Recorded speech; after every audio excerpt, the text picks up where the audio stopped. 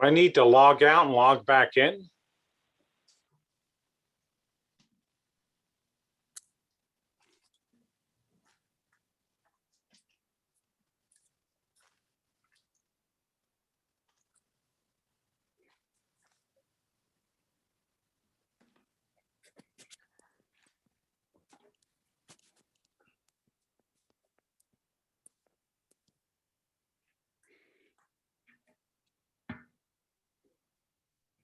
Good morning. Good morning. How's everyone doing this morning? Some brief announcements, some brief logistics.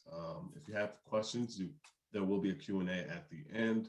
You can put some questions in the chat also.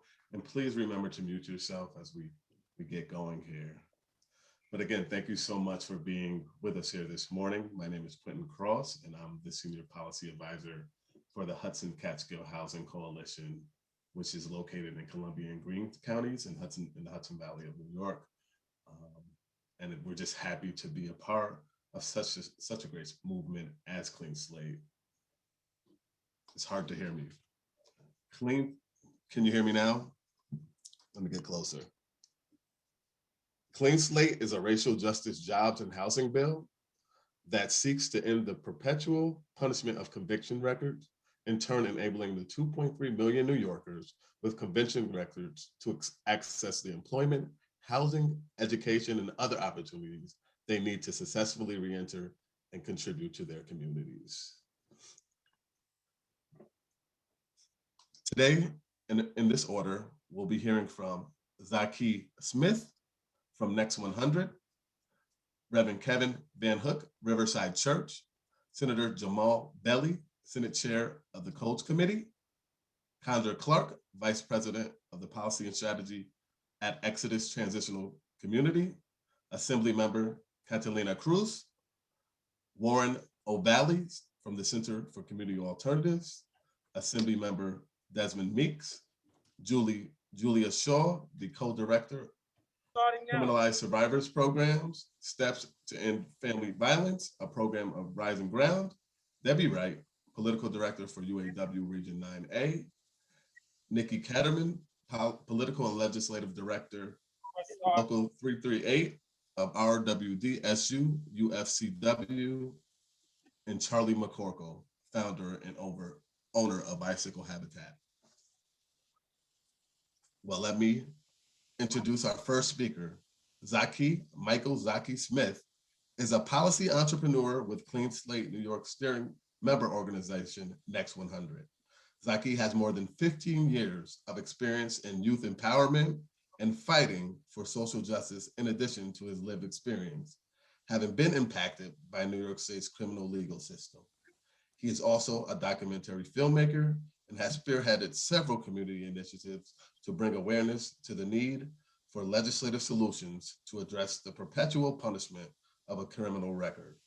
Thank you for being here today, Zaki. Yes, press record on the sound. Thank you so much. Thank you so much for that introduction. I totally appreciate you. Thank you so much again. Wow, what a way to bring in my 50th birthday today in my city, in my home. And so I just want to thank you all this morning for coming out to this moment of opportunity, to correct, repair, and heal our communities that have been heavily impacted by the criminal punishment system.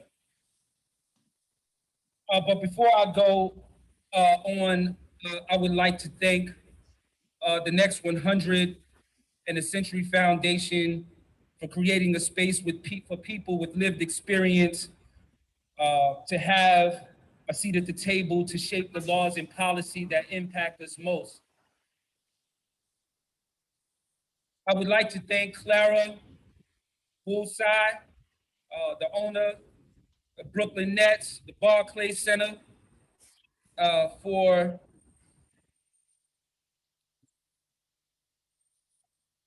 for supporting me in my work, and more importantly, for her endless support in community and social justice and equality. Thank you for supporting my home. Thank you for supporting my city. And thank you so much for supporting my place of birth, Brooklyn. As I stated in the beginning, this is a moment of opportunity to correct, repair, and heal our communities that have been heavily impacted by the criminal punishment system. Through over-policing and the criminalization of poverty, the criminalization of addiction, and the criminalization of mental health. In communities of color. In 1992, the New York Times reported a study created by Eddie Ellis. The study was called the 7 Neighborhoods Study. In this study, it showed that 85% of New York State's prison population was Black and Latino. 75% of that population came from 7 neighborhoods. 3 of those neighborhoods are right here in Brooklyn: East New York, Brownsville, and my place of birth, Bed-Stuy.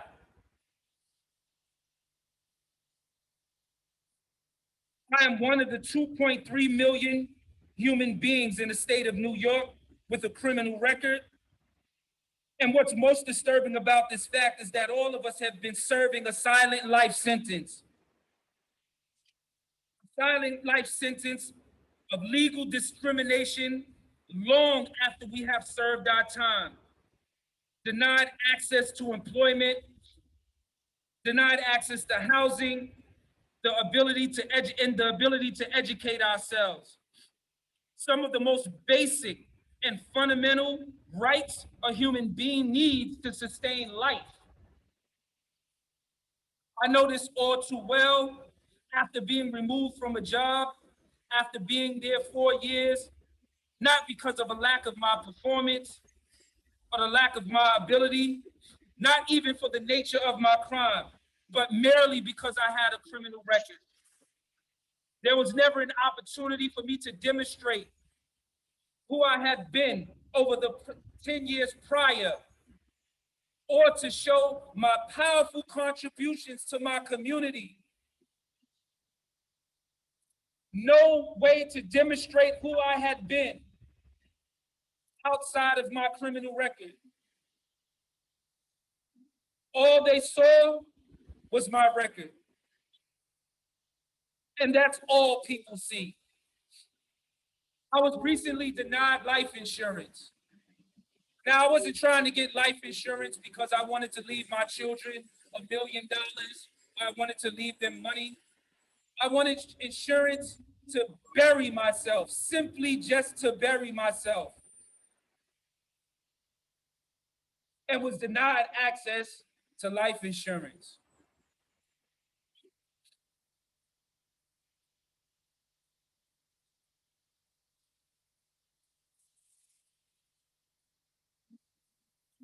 Today we present this bill. This expungement bill that we're presenting today will restore the dignity of human beings. It will restore and release some of the 44,000 laws and barriers and stigma that exist that people are experiencing as a result of having a criminal record. This bill will contribute to the community's safety, and it will also contribute to the reduction of recidivism. This bill is long past due. This bill is long past due.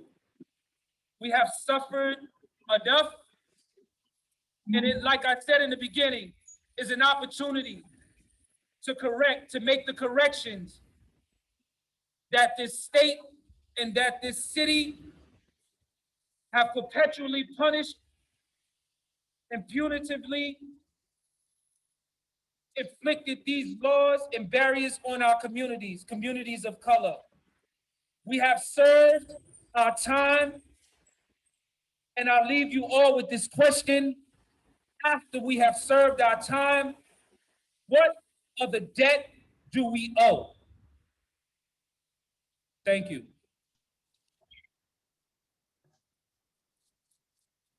Thank you so much, Zaki. Thank you so much. We have served our time. What other debt do we owe? Let's take a time to let me introduce our next speaker, the Reverend Van Hook. Reverend Kevin Van Hook is a minister of justice, advocacy, and change at the Riverside Church in Manhattan. Reverend Van Hook. Thank you so much, Quentin. I sincerely appreciate it. Can you hear me well? Awesome, thank you. So as Quentin mentioned, I'm Reverend Kevin Van Hook, and I serve as the Minister of Justice, Advocacy, and Change at the Riverside Church in the city of New York. And I just thank you for allowing us this opportunity to speak today. Around the world, those who share my faith are currently in the middle of spending a series of 40 days preparing for that which, at the very foundation of our faith, holds us together. What is known as the Lenten season is a time of disciplined reflection as we prepare for the celebration of Easter.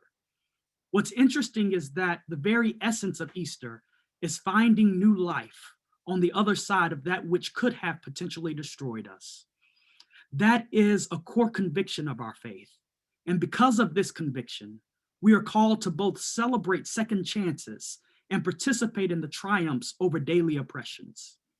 Unfortunately, for the over 2.3 million New Yorkers who have a conviction history, finding new life on the other side has been more difficult than it should be. Obtaining gainful employment is more difficult than it should be. Accessing housing is more difficult than it should be. Applying for professional licenses is more difficult than it should be. Even getting into educational programs is more difficult than it should be. And sadly, millions of New Yorkers are often punished well beyond their sentences. Yet today, we as a people who believe in redemption have an opportunity to write a new story together. We can write a story where everyone can secure employment, steady income, stable homes, and affordable health care. We can write a story where we address the wrongs of over-policing, excessive prosecution, and racial injustice in our criminal legal system. We can write a story where families and communities at large no longer suffer due to fewer workers and fewer customers operating in our economy.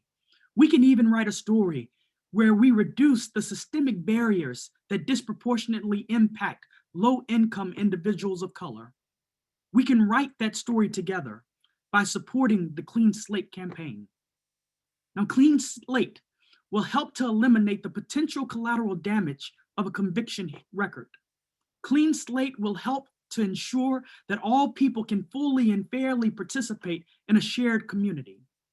Rooted in supporting human dignity and fairness, Clean Slate will ensure that a criminal record no longer means a lifetime of blocked opportunities. In the spirit of this season, as we prepare to witness ordinary resurrections all around us, Clean Slate allows all of us to find new life on the other side.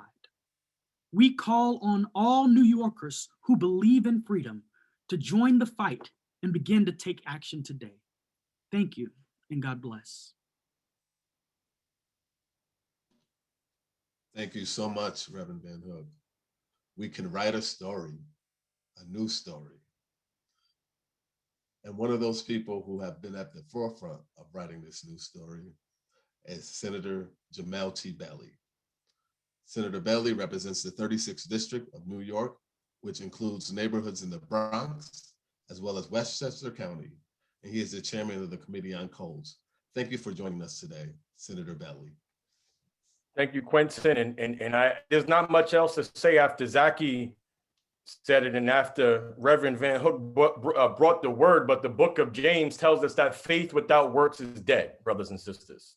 We're talking about the Lenten season. Faith without works is dead. What does that mean in this context? That means that literally, if you look at the text of the scripture, it says, what more or less, I'm going to paraphrase, Pastor, because I don't know the exact word, but I'm a child of the Methodist Church. And in the Methodist Church, we learned about this. And it says, you can say all of these great things that you want about making sure that we help people and that we feed people and that we clothe people. But if we don't give them the tools to do it, what are we actually doing? Faith without works is dead. So brothers and sisters, I come to you today as the chair of the Codes Committee, but I come to you as a Black man who's grown up in the urban environment and who has seen people treated as discardable people, who has seen people utilized as nothing more as disposable, who has seen people in my life not get opportunity. And I come to you as someone who is in the place instead of my brother Zelno Amiri, the great Senate sponsor of this legislation. He's someone who understands this. He comes from one of these impacted individual areas that Brother Zaki was speaking about. And he's lived this experience not just through his legal career, but through his career in the state Senate, where he has backed up every single thing that we've needed to do to move New York State forward in the right direction related to justice reform. And so when we got discovery reform and the pretrial reform and the police reform, but it's not just enough. If we don't give people an actual and legitimate opportunity, not just, hey, come home and you get a job, but an actual opportunity to build community wealth, then what are we doing? This is that step in that right direction, to be able to resurrect yourself, as it would be, Reverend Van Hook, to be able to give yourself and your families, most importantly, your families, a chance at redemption. Because what happens is it's not just the individual, it is their families. It is the generations that come after these individuals and the offenses that they've committed. Once you've paid your debt to society, you should be allowed to be able to make money to pay other debts. If you are taxed, but you don't have the opportunity to be able to pay taxes, think about that metaphor, brothers and sisters. This is a critically important bill, and as the chair of the Codes Committee, sometimes I don't sponsor bills in my own committee. And the reason why is because sometimes I don't want people to look and see that because I'm a sponsor that this bill is going to do one thing or another. But this bill is that important that I had to be on there. And if we look at the impacted individuals that we've heard from in our Zooms and our conversations, you've continued to move the ball because of your lived experience. And I want to thank you for not just speaking about it, but for being about it. And I'm grateful to the Assembly sponsor, Assembly Member Catalina Cruz, who's a champion for justice in her own right. And I thank her for all the work that she's done. I see one of our new Assembly members, Damon Meeks from the great city of Rochester, has joined us as well. And he's new, but he's fighting as well. He's fighting the good fight.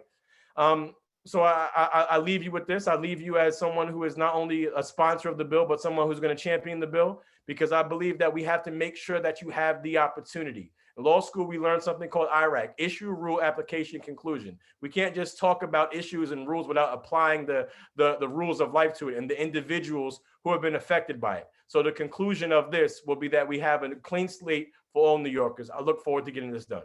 Thank you all. Thank you, Senator Belly. Thank you so much. Faith without works is dead.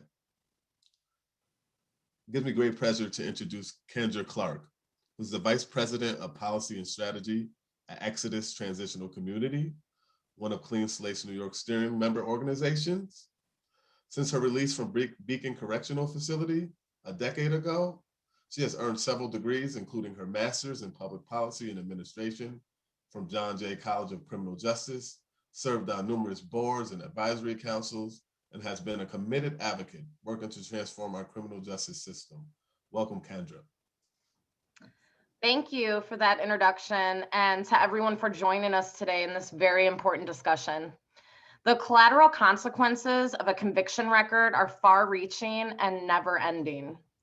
As a justice-impacted organization, Exodus witnesses the barriers people face upon reentry on a daily basis, not only with respect to the participants we serve, but also to our staff, 90% of whom are directly impacted by incarceration as well. As a formerly incarcerated woman myself, I am personally reminded regularly that my criminal background is a barrier for me and will continue to be a barrier without the passage of clean slate legislation. For me personally, housing has presented the biggest barrier. It took me 5 years after coming home from prison to get my own studio apartment, and 9 years after coming home from prison to obtain my own 1-bedroom apartment. And this was while I was working through getting my master's degree. I was already a vice president, and while I was trying to find a 1-bedroom apartment from my studio, moving from my studio, I was still discriminated against. So when we say that it's never ending, it doesn't matter how many decades you've been home, it's never ending. You're still discriminated against because of your conviction record. And for women specifically, living in unhealthy and unsafe environments upon release is all too common. Me, along with several other women that I know, experienced this when we came home. We had to stay in an environment and a relationship that was not necessarily healthy for us at that time. And as a result, this also impacts our children, who they often cannot live with us immediately upon release. So we're negatively impacting the family structure. Intergenerational trauma is another terrible collateral consequence that impacts the children of parents with conviction records and even the subsequent generations. When individuals aren't able to access the resources needed to adequately support themselves or their families, when parents are prevented from modeling for or teaching their children how to utilize those resources, and when parents and children are separated from each other by the child welfare system. This is what our current system does. Once you have a conviction record, you are barred for life from employment, education, housing, the basic necessities of life that all individuals and families need in order to succeed. Clean slate and automatic expungement can help heal families and entire communities. Clean slate can give people a real second chance at life. 95% of the people who are incarcerated will return home to the communities from which they left. It's common sense policy that we should set them up to succeed, because their success means their family's success, their community's success, and our overall economy's success. So I really hope that we can continue to work together and really get this clean slate legislation passed. Thank you. Thank you, Kendra. The time to pass this legislation is now. We're at a moment of racial reckoning in our state and across this country. The bill is necessary to remedy the decades of over-policing, criminalization, and prosecution of Black and Brown communities. It gives me great pleasure to introduce our Assembly sponsor of the bill, Assembly Member Catalina Cruz, who represents the state 39th district encompassing the neighborhoods of Corona, Elmhurst, and Jackson Heights in Queens. She is the primary sponsor of the Assembly version of our Clean Slate bill. We are so pleased to be able to hear from you today, Assemblywoman Cruz. Thank you, Quentin. And I want to take a minute to thank the coalition that worked on this bill for giving me the honor to carry this bill.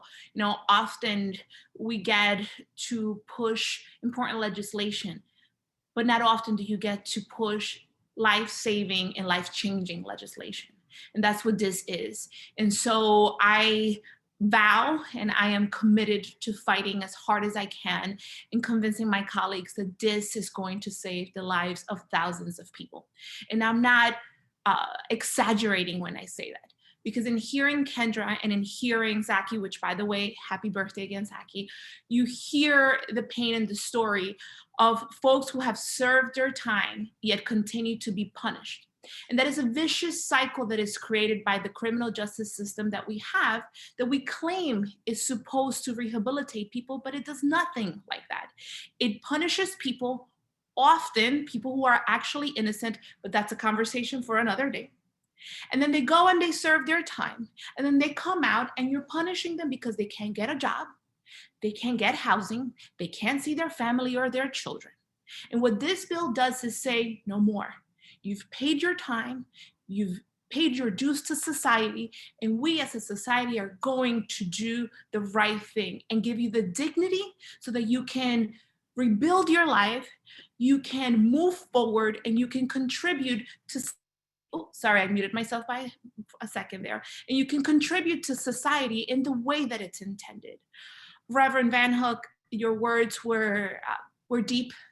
They really resonated with me, with the idea that we as Catholics, as Christians, should be kinder, should really be taking into account what humanity is supposed to be about.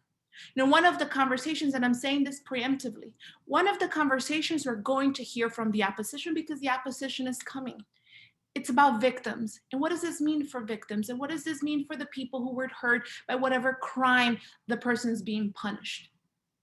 I am a survivor. I am a victim. And I am here to say I am proud to carry this bill because people deserve a second chance.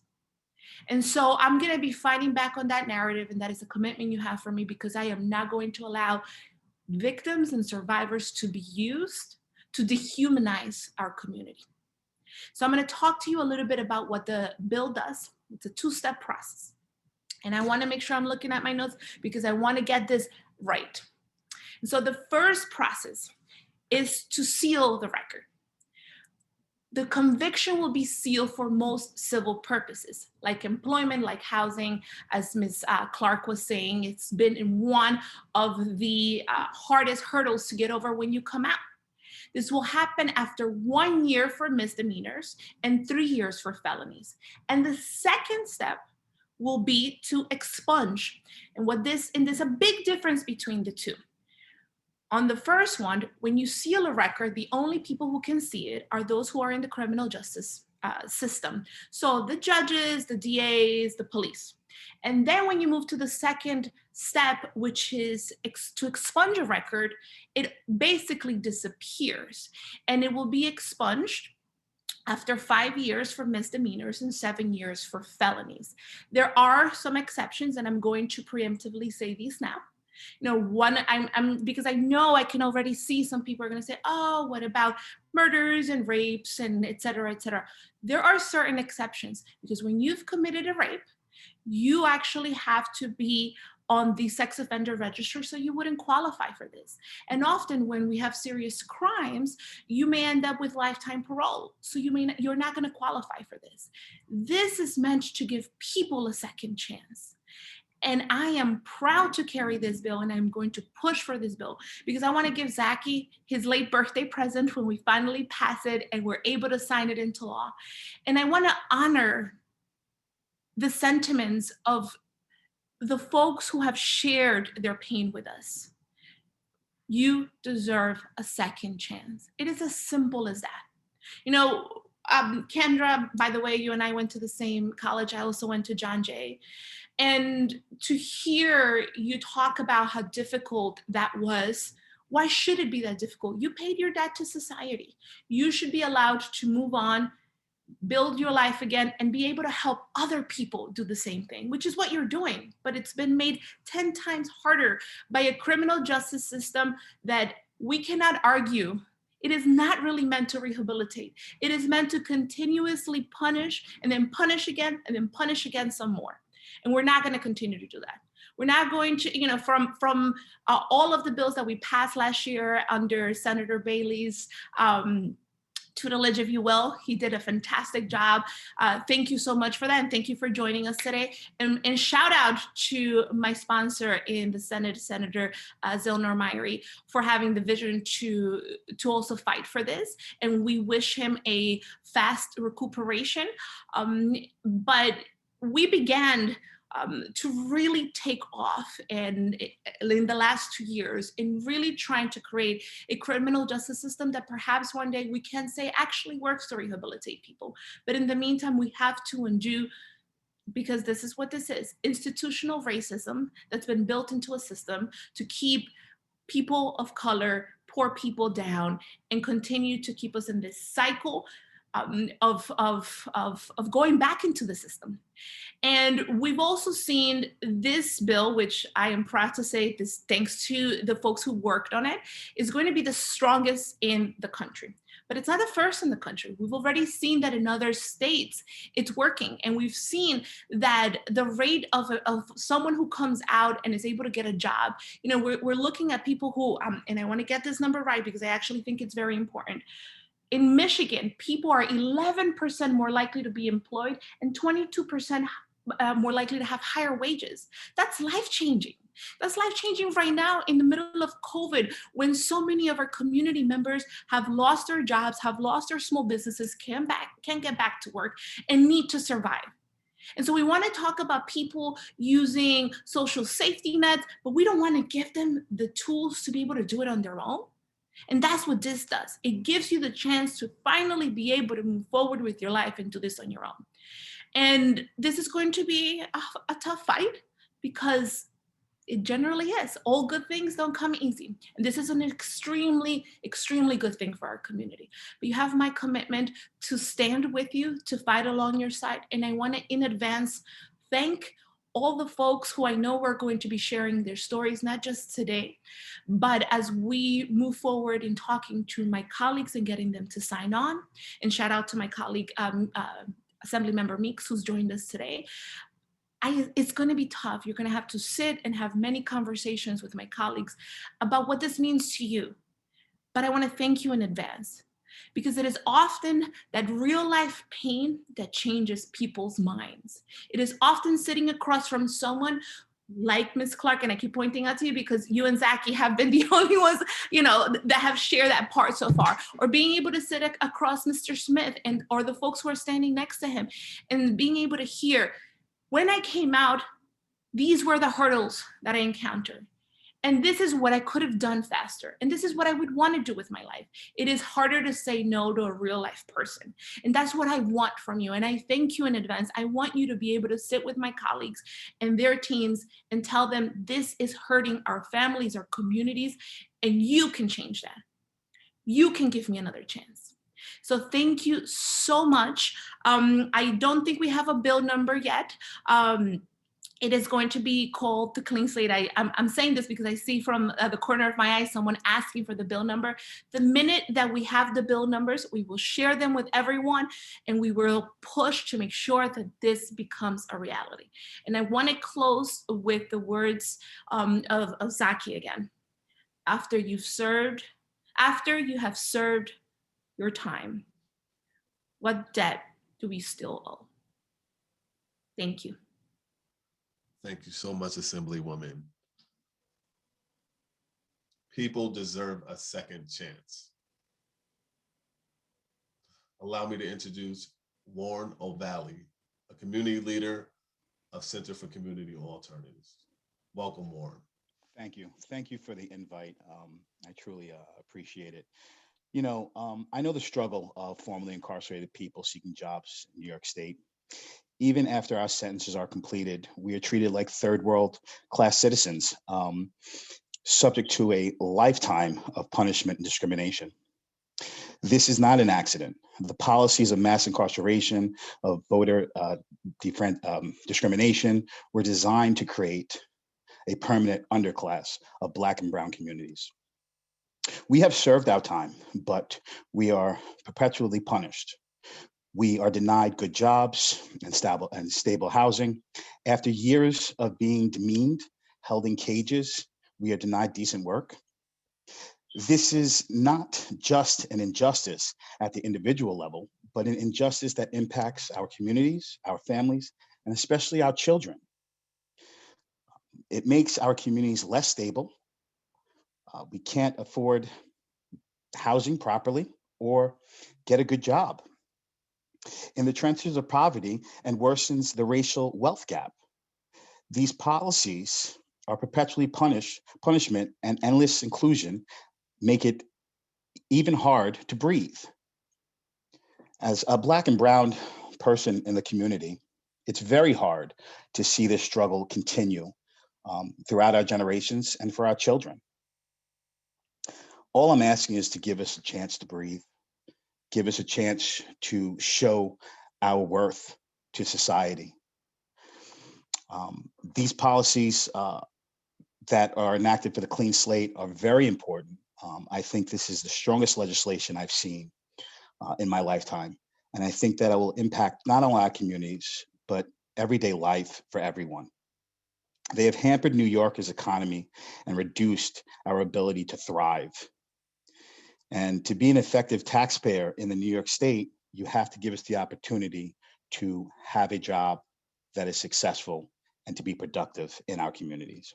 The Clean Slate legislation will allow thousands of hundreds of New Yorkers with old convictions who have satisfied all state requirements, and will stop the endless cycle of punishment. You cannot continue to punish us repeatedly after we've served our debt to society.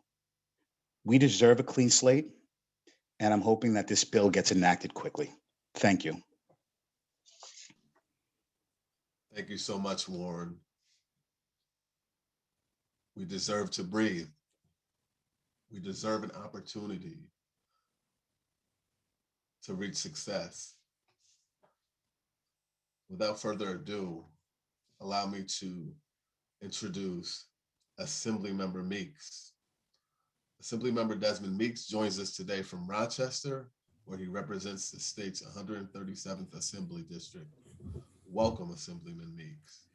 Thank you, Brother Cross. It's Demond Meeks. I know that autocorrect often put that S in there for some reason, but I'm Assemblymember Demond Meeks from Rochester, New York, representing the 137th Assembly District. And I'm just grateful to be here with you all. And I just want to say thank you all to the advocates for continuing this work, for those affected individuals, as well as my colleagues in the Assembly, as well as the Senate, for committing to this work. I just want to also recognize those individuals who have spoke before me. And, I just want to say thank you for committing to share your story and your experience, and may your testimony not only enlighten, but free others. Thank you. The inequity of formerly incarcerated community members has been ingrained and enforced within the policies of the state of New York for far too long. It is completely unconscionable for any individual to be eternally deprived of a true second chance because society only views them as their past mistakes. Years-old convictions should not be a barrier for educational opportunities, for professional licenses, or gainful employment. Automatic expungement is fundamental to reducing the systemic hurdles that disproportionately impact low-income individuals of color. It addresses the inherent misdeed of over-policing, excessive prosecution, and racial inequality in our criminal justice system. It is time to eliminate, again, it's time to eliminate these barriers and restore lives. I believe in people. I believe in their capacity to change. And I stand in support of the Clean Slate Act. So once we have a bill number, I will be one of the first to sign on as a sponsor, and we're going full throttle and advocating for change advocating for overdue change in the state of New York, not only on behalf of formerly incarcerated individuals, but on behalf of our families and our communities. And I'm glad to stand with you all today. Thank you so much, Assemblyman. Thank you. Thank you so much. Allow me to introduce Julia Shaw, who is co-director of Criminalized Survivors Program, Steps to End Family Violence, which is a program of Rising Ground. Welcome, Julia. Thank you so much, Quentin.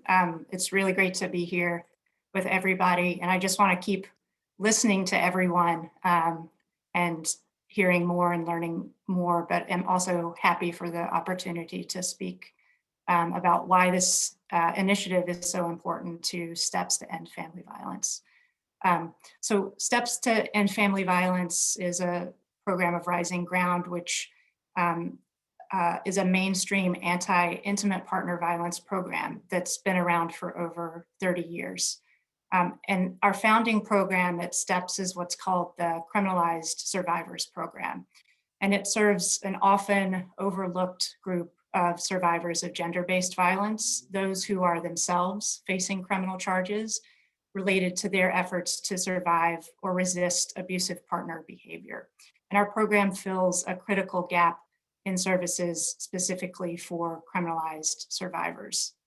So why is the Clean Slate campaign important to us? And I want to offer just a little bit of context for this. Historically, as may be familiar to many of you, the mainstream anti-intimate partner violence movement has aligned with the criminal legal system and has poured lots of resources into the criminal legal system as the primary response to intimate partner violence and other forms of gender-based violence, and has defined safety in very narrow terms. And we know that this approach has had significant consequences over a period of decades. While many survivors may want involvement of law enforcement, many do not, or may themselves be arrested when trying to get help. And this has overwhelmingly impacted communities of color and LGBTQ survivors and their families, and entire communities. The mainstream anti-IPV movement has mostly ignored these consequences, failing to see that criminal legal system change and anti-violence work are not incompatible with one another, but are inextricably linked. And there's a narrative in the anti-IPV field that criminal legal system change makes survivors less safe. It's a very kind of fraught issue, and we need to challenge that. The safety of communities, including for survivors, requires change in the criminal legal system, and being able to have access to jobs, housing, and higher education without question. For us, it means a clean slate.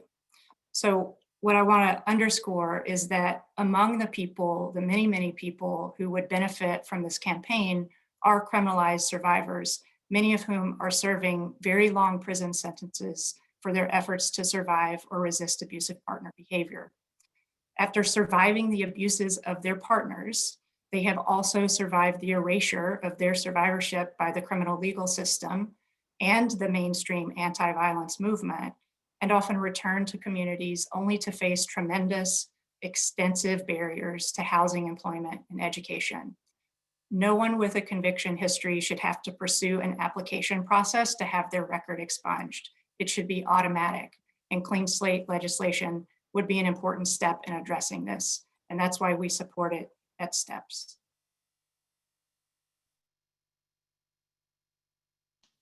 Thank you so much.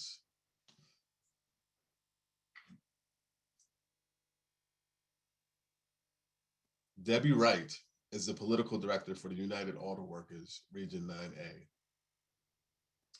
And Nikki Katterman is the political and communications director for Local 338 of the Retail, Wholesales, and Department Stores Unions affiliated with the United Food and Commercial Workers International Union. First up, Debbie Wright. Good morning. Thank you so much. And I just want to start off by also saying it's an absolute privilege to be invited to be here this morning and be with all of you. So thank you so much.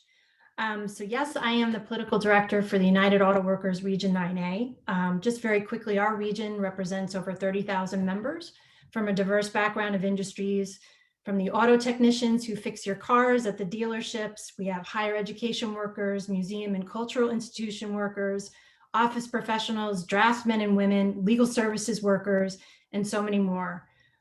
Before coming to this position, I was president of UAW Local 2325, the Association of Legal Aid Attorneys, for 12 years. But more importantly today, I spent 10 years as a public defender in Manhattan.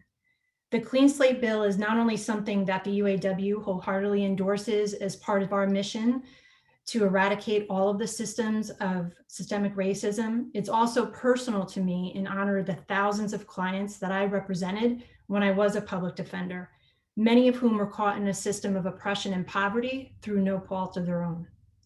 Without a clear path forward and support, it's hard for anyone to lead a productive life. If you have a criminal record with no chance of ever ending the debt you owe to society, it becomes that much harder. I can speak to the importance of this bill not only as a former attorney, but also now as a representative of the labor movement. All this morning, we've been talking about the same things, the necessities of life: housing, healthcare, education, employment. Inequities in all these areas existed most predominantly for communities of color before the pandemic. But COVID-19 laid bare the many injustices suffered by the communities of color for many, many decades. As we heard today, living with past convictions, access to these necessities are oftentimes blocked. They are automatically shut out from systems to support themselves and families. As we hopefully move closer to being able to open our economy once more, that recovery will depend on everyone having access to jobs. As a result of pervasive unemployment background checks, people with conviction histories are more often excluded from job opportunities. This discriminatory practice keeps millions of skilled workers from participating in the labor market, again, from being able to support themselves and their families. Studies show that our economy loses $87 billion in gross domestic product every year from shutting workers with records out of the labor market. There are many jobs that went unfilled before the pandemic, and there are many now that still exist. The Clean Slate bill will be one way we can ensure access to opportunities equitable and inclusive of the millions of talented and hardworking New Yorkers who have records. If not, the cycle of poverty and recidivism continues.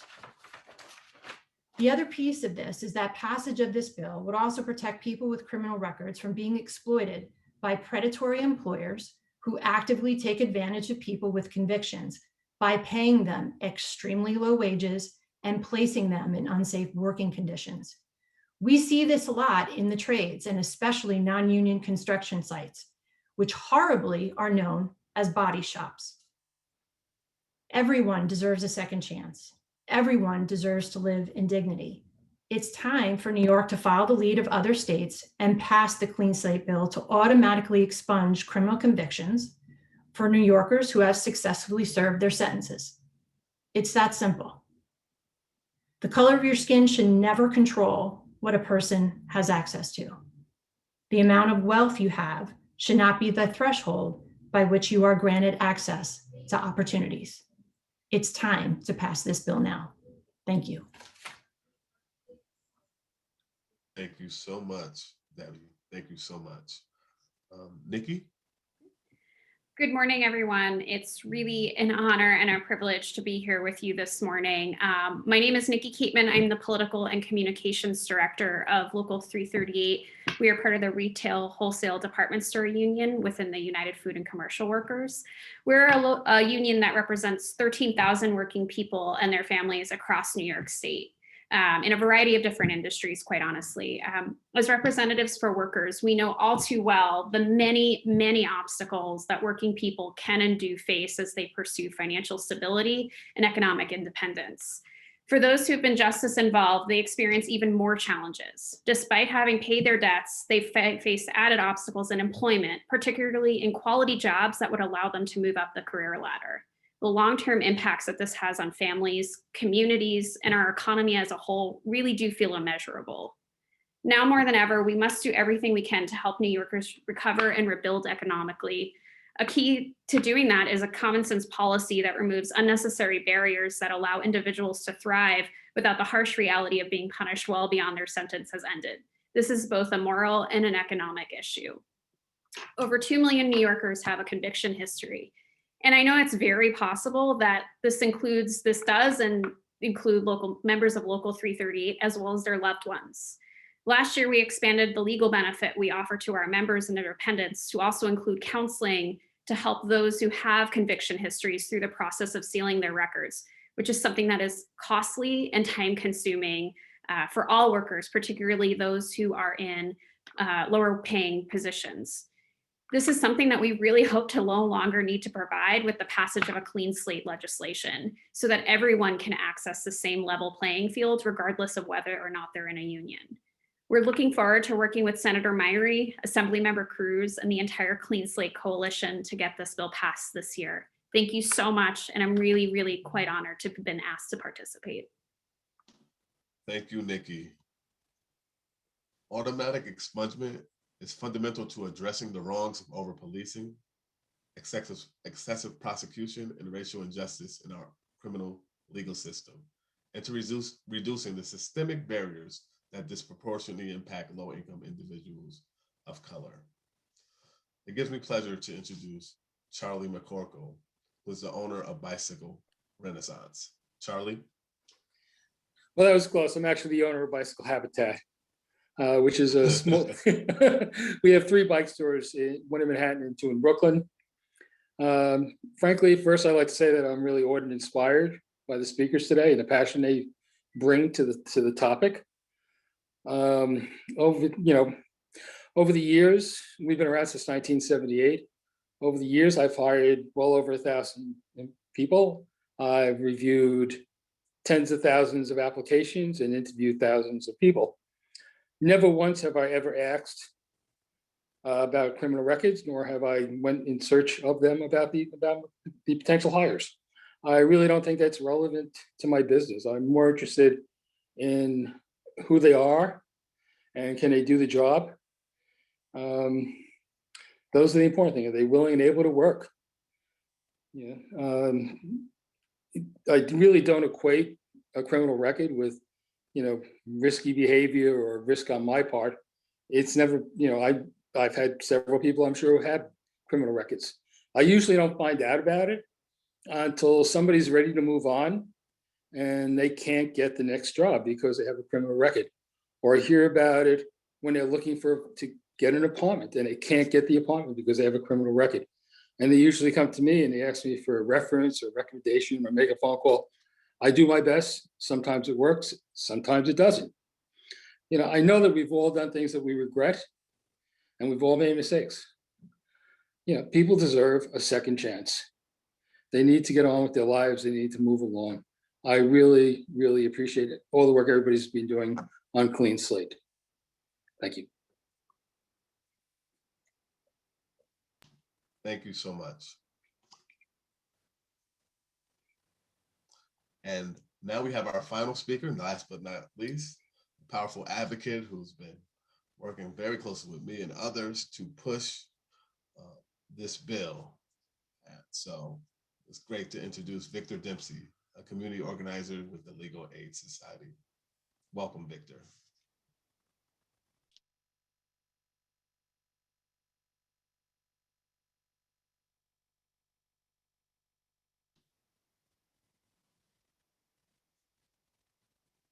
Okay.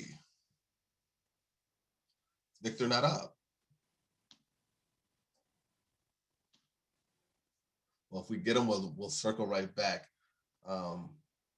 Again, thank you all so much for coming out and listening to the folks who will be impacted by this bill, by the legislators who are presenting There's this bill. Victor. He just signed on. Okay, great. Hi, Victor, are you there?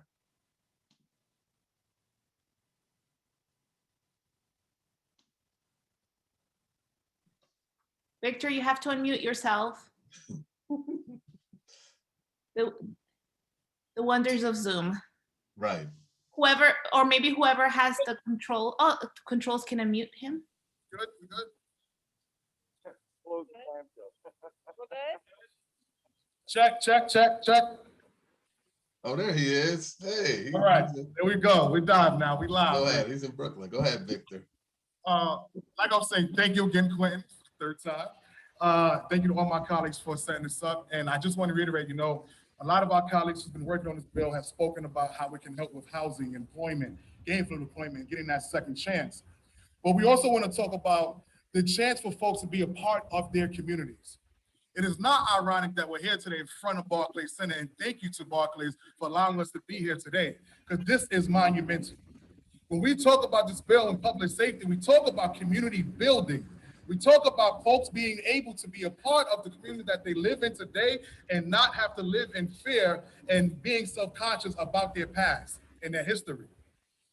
When I speak about community building, I'm speaking about especially some folks who are major advocates in the community, like my brothers to the right of me, Shan Duke McFadden from GMAC in Brooklyn, Cure Violence, Kay Bain from CCD, and 696 Bill Queensbridge. These are just two representatives of Cure Violence, but these folks are on the ground every single day working with not only survivors of crimes, victims of crimes, and folks who've been affected directly by the criminal justice system. But if we have to make sure folks understand this bill is inclusive. This bill is inclusive of all New Yorkers, not only the 2.3 million who've been affected by the criminal justice system, but for the folks on the other side, well, I'm saying there is no sides. We're here together. We're standing in front of this iconic building today because this is the epitome of Brooklyn. This is the heartbeat of Brooklyn. And this bill is going to be the heartbeat of communities coming together. I'm not gonna take too much time here because it's cold out here, but Clean Slate New York is a clean slate. Not just New York, it's a national sport, but we're here for New York today. So I just wanted to wrap up and let folks know we're at the table together. It takes a community to raise a village, and it takes a community to rebuild that same village as well. So before I go, just to salute to Brooklyn, I gotta show it. The Brooklyn tattoo is always here. My city is on my back for real. Thank you guys. Go for the bill. Thank you so much. Thank you so much, Victor. Now we'll have some time for some question and answers. So for those, the members of the press, you can go into Q&A, put your questions, and then for the general public, you can also go into either the Q&A or in the chat, and we'll take questions.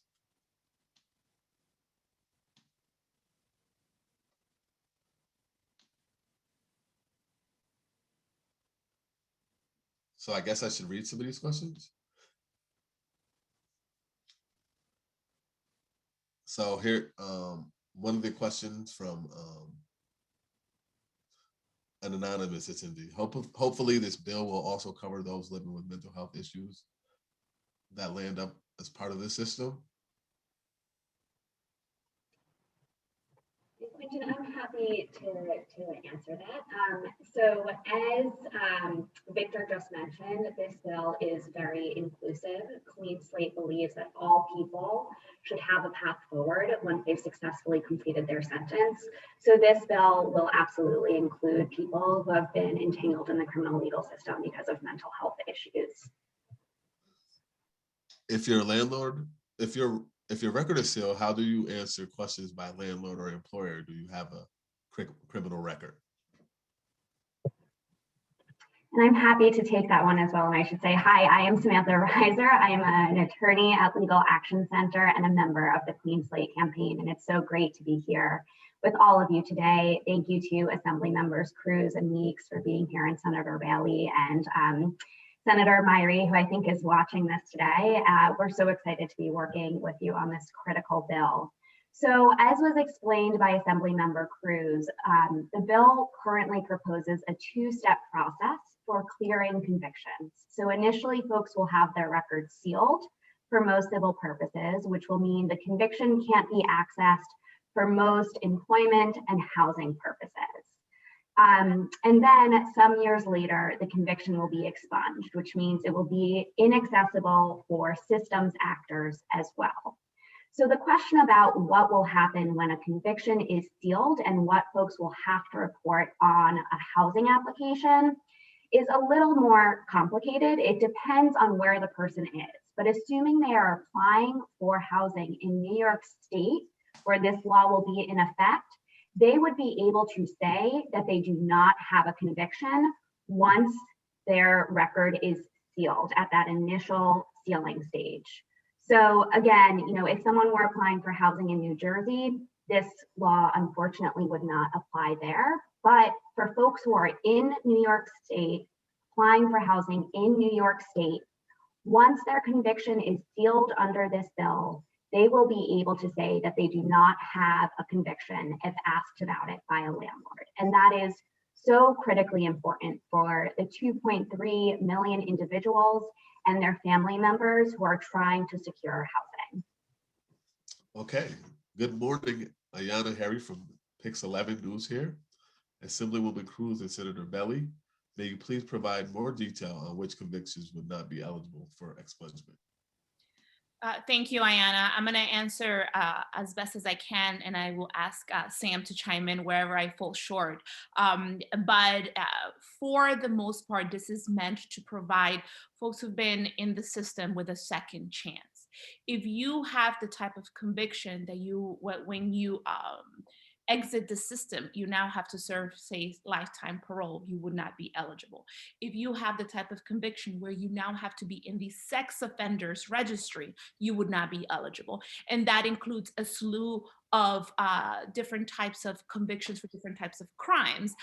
But the idea is, if you're now within those two categories, you would be eligible to be part of this two-step process that Sam described, and eventually have, if you stay out of trouble, because that's key, if you stay out of trouble after it's been sealed, then it can be expunged, and ultimately it would be a clean record, and you can move forward with your life. And Sam, feel free to chime in if I missed anything.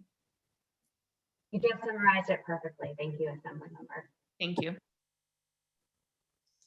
I am impacted by a background check for arrest with no felony convictions. I do have a misdemeanor conviction, and my background check has been a barrier to my employment opportunities. Will this bill apply to me? Yes.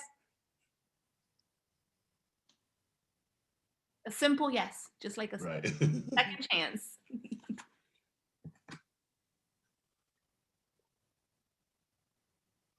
How does this bill differ from what was discussed in 2019? I'm not sure what was discussed in 2019. It's, I will, one of the things that a few folks have touched on is the fact that there is an application-based clearance law that went into effect in New York State in 2017. And that law is very different from what we are proposing here. Again, that is an application-based process, which requires folks to go through a number of bureaucratic, burdensome hurdles in order to get their application first filed in court. So that's before it's even reviewed and eventually granted. And so in the 3 years that this law has been in effect, less than 0.5% of the people who are eligible have benefited from the law, which is why automation is so key. And that is a key tenet of Clean Slate New York. Now I know what you're talking about, and I'm going to add to what Sam said. That's the kind of process that has generally only been available to people who can afford it. And that's a huge part of this. There's, certain legal service organizations that will work on cases like this, but as many of you here know, there's not enough legal services out there, and I can't believe I'm saying there's not enough lawyers out there, but unfortunately there aren't. And the ones that do exist are far and few in between, or charge a lot of money. And getting a second chance should not depend on you having money. Great, because that led me to the questions from Rashid Mian from Newsbeat Podcast. Are convictions sealed automatically? In Pennsylvania, people with legal fees were excluded under the state's initial Clean Slate law. Are there financial barriers in this bill? And under this bill, it would be automatic. Part of why we want to do this is so that access to a second chance is easily accessible to every single person, regardless of your income. Right.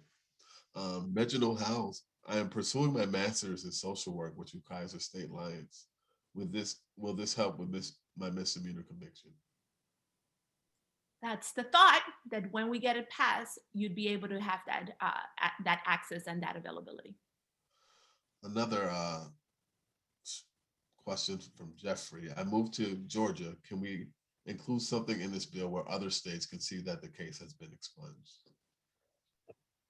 So unfortunately, and this goes back to what I was saying about applying for housing if you're out of New York State, each state has their own law around expungement. And unfortunately, the laws of one state are not necessarily recognized in another state. That is just a fundamental problem in this country. And so, whether a New York expungement will subsequently be recognized as expunged in another state depends on that state's laws.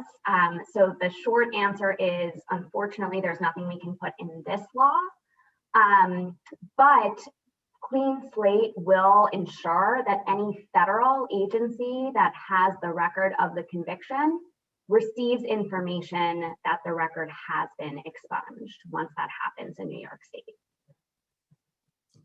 And Quentin, I'm wondering, there's one question that I wanted to throw to our partner Zaki at Barclays, if that's okay. I can, great. So we have an attendee who says that he grew up in Starrett City in East New York. In 1990, he found a small unloaded gun, and his friend introduced him to a cop whom he sold it to, and he was subsequently arrested. And he said, and you know, this is something that we hear from folks all the time at Legal Action Center where I work. It's been 30 years since he has had that conviction. He hasn't had any other contact with the criminal legal system. And he wants to know, is it reasonable to allow an expungement for his conviction? And will that happen under this law? Yeah, yeah, that's a sad, like, this is the problem that we're having now. I mean, the problem, the fact you're listening to him say 30 years, like 30 years, he's still being held accountable for a situation, right? Or still being perpetually punished for a situation that happened over 30 years ago. And so this law will, without question, allow that particular case to be expunged. And so, yes, your record should be expunged. It has been over 30 years. You have not been in communication with or in any type of trouble with the law. And so, yes, this is what this bill would do for you as well.